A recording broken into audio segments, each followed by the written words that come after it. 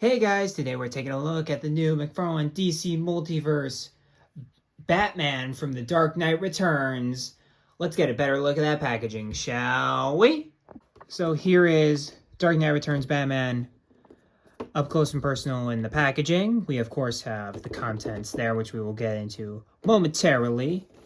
We of course have the silver trim, which is a through line for all of the McFarlane Collector Edition waves, which this is a collector edition figure. It's the collector edition version of the Dark Knight Returns Batman. On the side, we of course have McFarlane Collector Edition along there. At the bottom, we of course have the McFarlane DC Multiverse logo down there. We have the silver nameplate with the Batman name right there. On the side, we of course have the Batman nameplate right there. DC Multiverse logo up at the top. This is figure 21 of the Collector Edition subline of the DC Multiverse line. On the back, we have the cover for the second issue of Dark Knight Returns. And it's Frank Miller in all of his glory right before he became Crazy Uncle Frank. You, of course, have the Batman from the Dark Knight Returns label up there. Down at the bottom, you, of course, have the McFarlane Toys social medias. Of course, follow them on Facebook, Twitter, and Instagram. On the side, you, of course, have the McFarlane Collector Edition up top.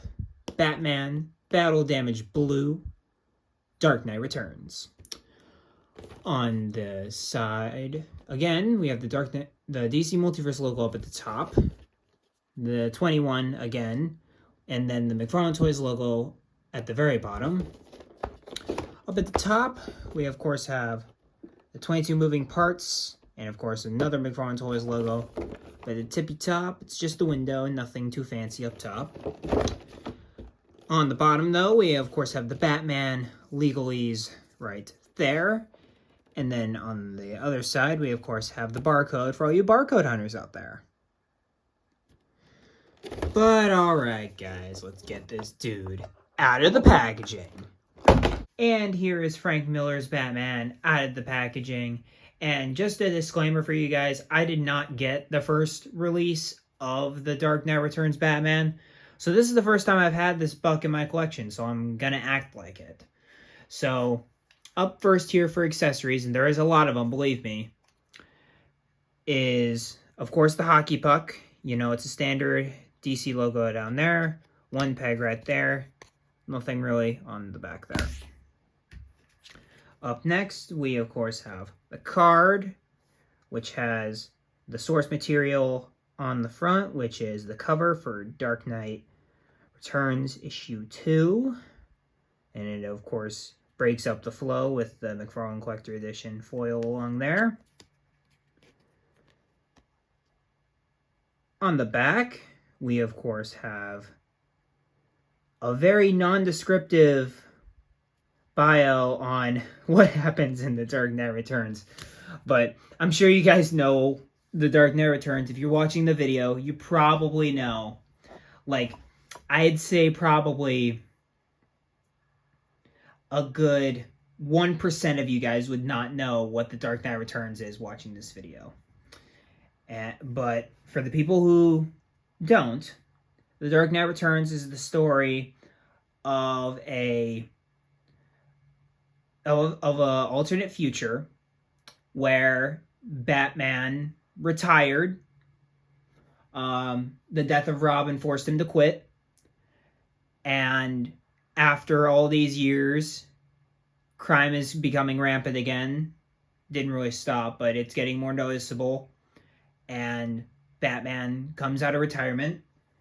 He's supposed to be 55, which if you read Dark Knight Returns, ain't no way a man in his 50s is that old. Like, I'm just being straight up with you. Ain't no way a man in his 50s is being that old. Like, Miller writes Batman in that book like he's 70. But he's supposed to be 50. I believe he's 55.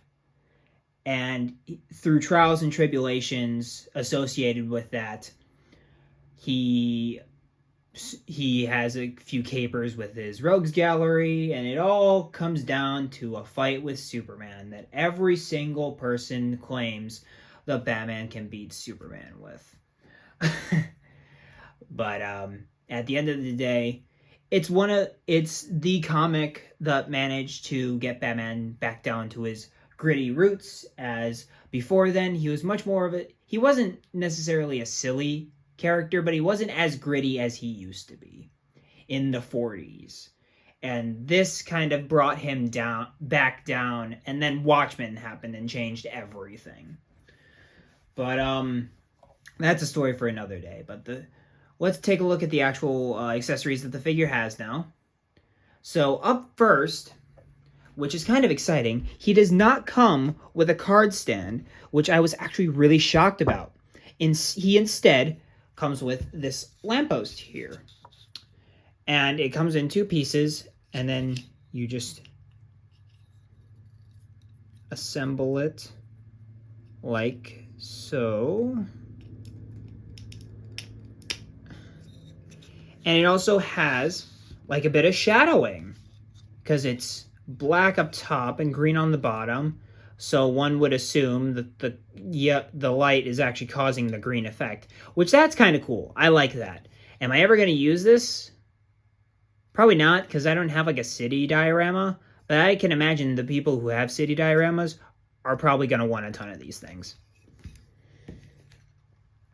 But it's a solid accessory, way better than the card holder that none of us want or need. And then, as you saw at the beginning, he comes with an alternate head, a Bruce Wayne head, which that's Frank Miller's Dark Knight Returns Batman. Like, it's straight out of the book. All the wrinkles, the white hair, it's perfect. Don't change a thing. And then he, of course, also comes with a bat rope, which is perfectly spooled so that you can position him in a way where he looks like he's about to throw it. So that's kind of cool.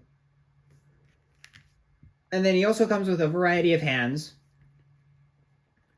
So he comes with 2 fisted hands. One fist is actually on the figure. So nice glove texturing right there, all things considered. Nice fist hand there. He comes with a pair of gripping hands, again for the bat rope. So actually needed this time.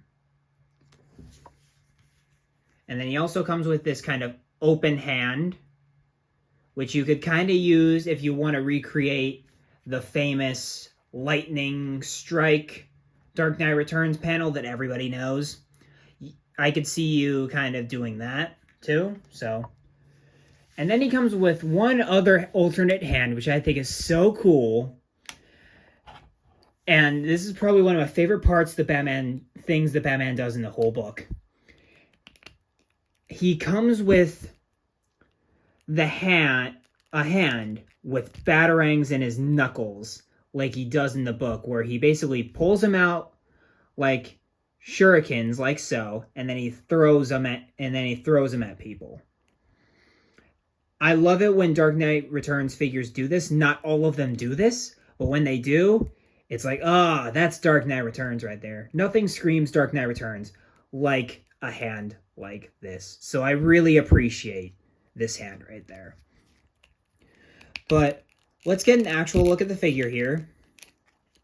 So overall, this is a beefy guy. But Dark Knight Returns Batman is a beefier fella.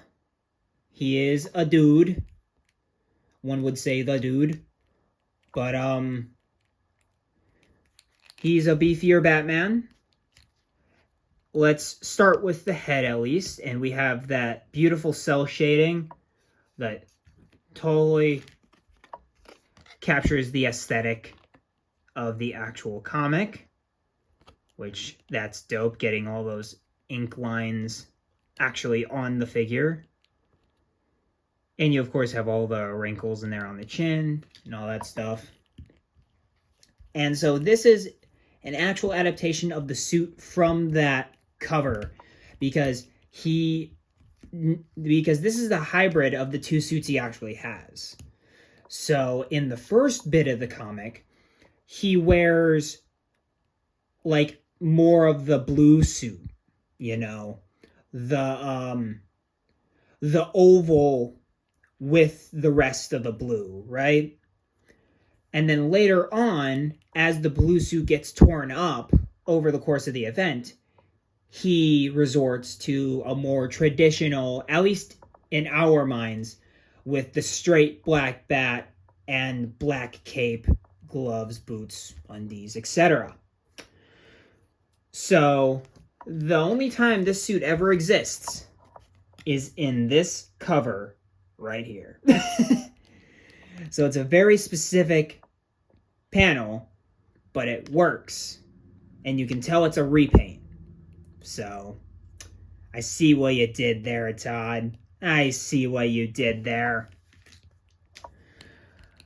But anyway, we have a more beefier chest there with an embossed bat, by the way, which I find very interesting. An embossed black bat right there with some scratch marks to indicate wear and tear. We also have some wear and tear on the shoulders there, and especially that big tear on the shoulder that's so infamous in the actual panel, which really cool that they added that. Then you, of course, go down to more cuts, a lot of pouches. Miller loves his pouches when he draws Batman. He loves his pouches on the belt. And we also go down here, and again, bigger body, so a lot wider proportions than what we're used to. And so we have the blue boots, relatively standard Batman affair from there. And you've, of course, got a lot of shorter ears, shorter fins, a lot shorter stuff because it's a more muscular, thicker Batman here. And of course we have one of those capes that McFarlane used to do a lot before they did the wired capes, where they wanted to make sure that they had a big cape, but they didn't want to sculpt it, so they just made it look like the cape has a lot of folds in it. While it gets the job across, it still makes it look like he has a small cape. But he definitely does have an aura, which really helps with that. But to be honest, it's a relatively standard Batman figure. The main difference is how huge he actually is. So with that being said, let's get into the articulation here, seeing how his build impacts his movement. So he looks pretty far up. He looks pretty far down. He rotates all the way around, and of course has head pivot. Standard double ball peg stuff right there.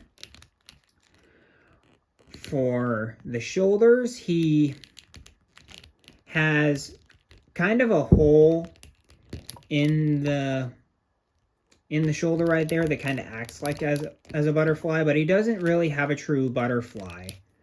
Not really. Actually, no, he does have a butterfly. It was just kind of stiff. But there is butterflies on both of the joints there. That one's pretty tight. I'm going to have to work on that later. But he hinges that far out.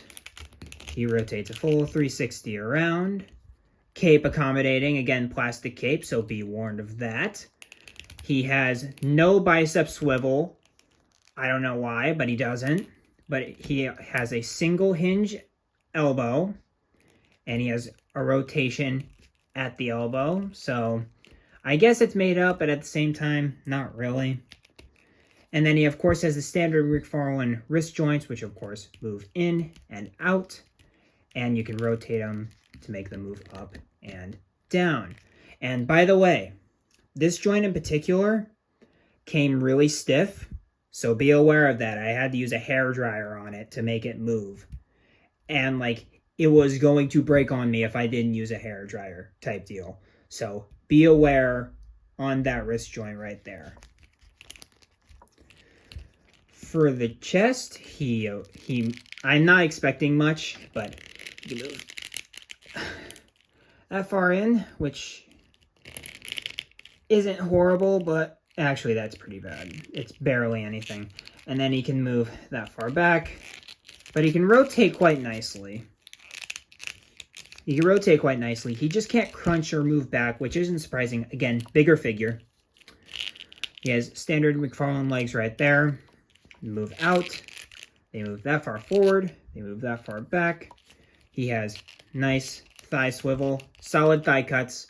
Probably the best. Ooh, we don't like that. We don't like the paint spread. Ew. Ew. Laugh at it. Ew. But we have the thigh pivot here, which I think is a solid thigh pivot. However, there is a seam along the leg. So if you break the sculpt, that'll look pretty bad. I'm not gonna lie. And then you, of course, have a double jointed knee like so. And then at the ankle, you, of course, have rotation up at the top of the joint. You have a hinge that moves up and down. You have ankle pivot at the bottom of the joint. And, of course, toe articulation and pegals at the bottom of the feet. Like so. And up first here we have kind of the influence, how much this version of the character has influenced Batman entirely. We have a movie representation of the character in Batfleck here, the Justice League Batfleck. I do not have the BVS Batfleck, which I might get, I might not. I haven't decided yet, but you can totally see the inspiration between Miller's Batman here and Ben Affleck's from mainly BVS. This is the least Miller inspired of all of his suits, but definitely his first two suits, and especially all the suits used in BVS, are ripped directly from The Dark Knight Returns. And here is Miller's Batman with some more black and gray Batman here. We, of course, have Grayson Batman here, which, love that figure. Love that figure. And then we, of course, have Jason Fabok, Three Jokers Batman, which, just put that oval on him, and it would be perfect. It would be the perfect blue Dark Knight Returns Miller. Ah! And then you, of course, have first appearance right there. And I'd say these guys don't look pretty bad together. And when I'm seeing these black and gray Batman next to Miller's Batman just reminds me of the fact that when Miller's Batman met Prime main DC continuity Batman, he just beat his ass. And it was so funny. Check out the second volume in Chip Zdarsky's run on Batman. It's hysterical how he writes Miller's Batman. So good. And here we have more of blue Batman here. We, of course, have what came before and what a lot of people thought of Batman during the time when Dark Knight Returns came out with the King, Adam West here, which is overall still a phenomenal figure. Great blue Batman. You, of course, have our new Miller Dark Knight Returns Batman. We have Jim Lee Hush Batman right there. And then we, of course, have Nightfall Batman right there. And come on, just put the oval right there. It's not that hard. I know this is the one you guys wanted to see here. We, of course, have Miller's Batman with Carrie Kelly here from the first Dark Knight Returns wave, which mainly because I just wanted a classic Pixie Boots Robin. It's the only reason I really got her. But man, do these characters look dynamite together. Like, man, I just love the book so much, so this is really cool. Even though I'm not the hugest fan of Miller's Batman outside of The Dark Knight Returns that much. And here we have Miller's Batman trying to throw his bat rope onto a building or something like that. And as we're winding down here, overall, he's solid. He's solid. If you love the comic, this is a great version of the figure to get. It's just that, you know, some of the weaknesses in terms of the articulation. I get it. Bigger character. But you could have done the bicep swivel. You could have done... You probably could have done the double jointed elbows and stuff like that. The chest joint... The ab joints are completely just non-existent. The only thing that really puts this figure over the edge is the accessories. The head is a really nice feature. Same with all the hands, especially this one. I really do like this hand quite a bit. But overall, it's just a fine repaint. Even though this is the first time I've had this figure, I have seen the other figure, and it is a fine repaint. And honestly, the blue one is the best version of Dark Knight Returns Batman anyway. So, that's kind of that.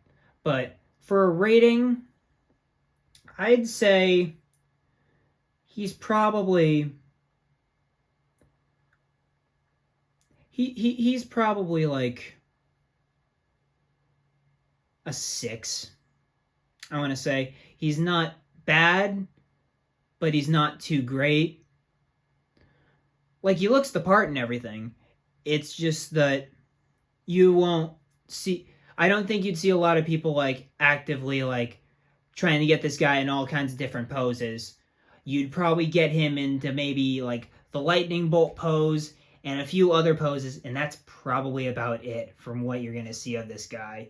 He's likely just going to stay in one pose.